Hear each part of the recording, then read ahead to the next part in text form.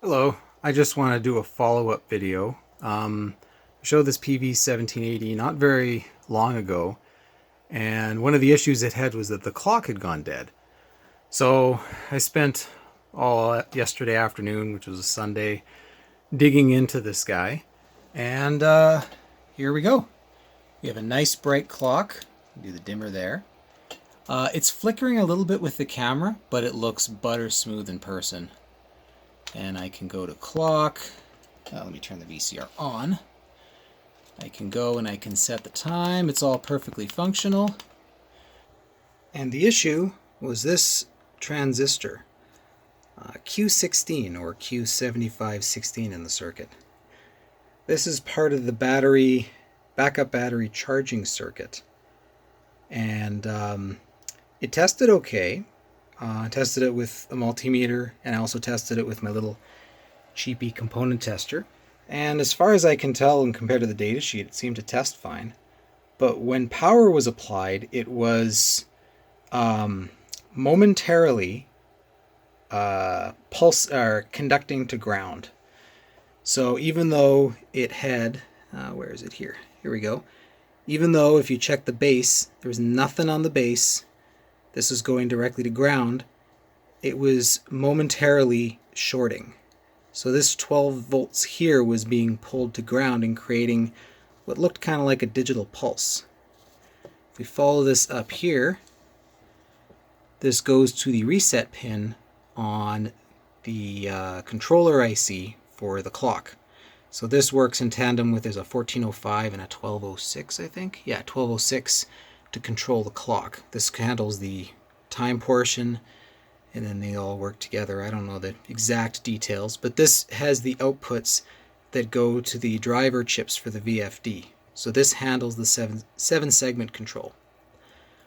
What I first did is I checked all these voltages here and noticed that this was being pulled down. So the voltage here was being pulled down. This voltage goes up 5.3 instead of 4.6 volts, which means this was going down. So the power going to this driver IC was like 2 volts.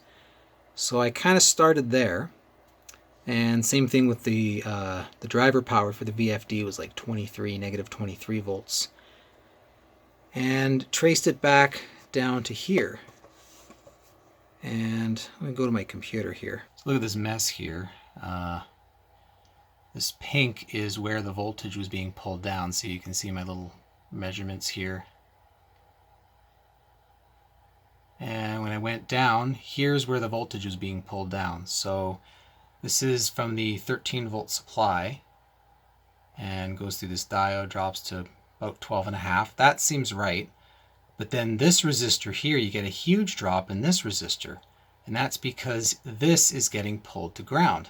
Now, I couldn't see a pulse or anything like that. It just was low. And what I noticed is when I removed this capacitor, altogether this electrolytic, all of a sudden my voltages jumped up according to the multimeter. Tested the cap, it was fine. Replaced it with a known brand new cap that also tested fine. Same problem, but when I pulled the cap, the problem went away. So I went, okay, well, if I pull this cap, it gets even better. Here's another one. Tested fine, no visual issues. Put a known good one in there, same problem. So now I've pulled 2 capacitors, and I'm going, well, a capacitor pulls down AC, right? So I got my little shitty scope, because I don't have a good scope, and that's when I saw this pulse, this square wave looking pulse. So I thought, okay, well, this reset pin, it's going to this reset pin, which should be high, and I believe this goes low to reset the IC. Usually when you power these on, you want to give it a momentary reset pulse to get rid of any unknown latched states or whatever inside the IC. So that's probably what this capacitor is doing. This capacitor, when it charges up, shorts to ground, and then the voltage builds up and you're all good, and everything turns on. So I unsoldered pin 27, and all of a sudden the clock comes to life. I'm like, okay, I can't do anything to it, I can't set it, but if I momentarily connect this, all of a sudden this is reset and now I can do things to it. So I was looking at this transistor here and going, well, this is part of the battery backup control circuit. I don't need the battery. I've removed it. Let's see if I scroll. I've removed this. See, I haven't said I removed it. So I don't need any of this circuit. So by removing Q16, it's working. Now, I should replace it, but I'm lazy and it's not critical. So, yeah. Also, revision-wise, this capacitor is not there. It's not on the PCB, so I just thought I would mark that. This tantalum was good. This 220 microfarad electrolytic was leaky and disgusting, but tested just fine, and replacing it did nothing. So yeah, I don't know. But yeah, if anyone runs into this issue, as you can see, I've gone through checking everything. This is what I found to be the problem, and this is sort of the problem area where I found it. Anyway, just wanted to give sort of a follow-up on the VCR. Also, when I removed that tantalum to test it, I couldn't be arsed to put it back on the proper side of the board. So it's on this side now, just with some electrical tape. This capacitor was actually already on this side. It was this one. Just part of my testing was replacing it with a new one, so I'm going to put the old one back in because it's fine.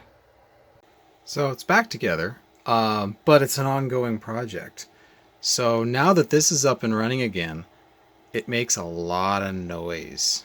Let me hit stop here.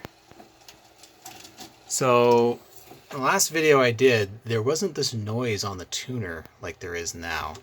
And if I disconnect it, listen.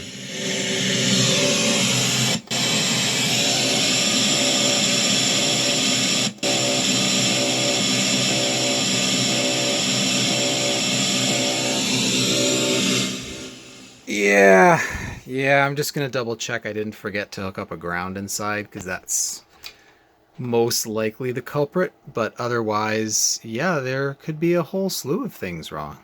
Ongoing project. But yeah, at least the clock's working. Bye.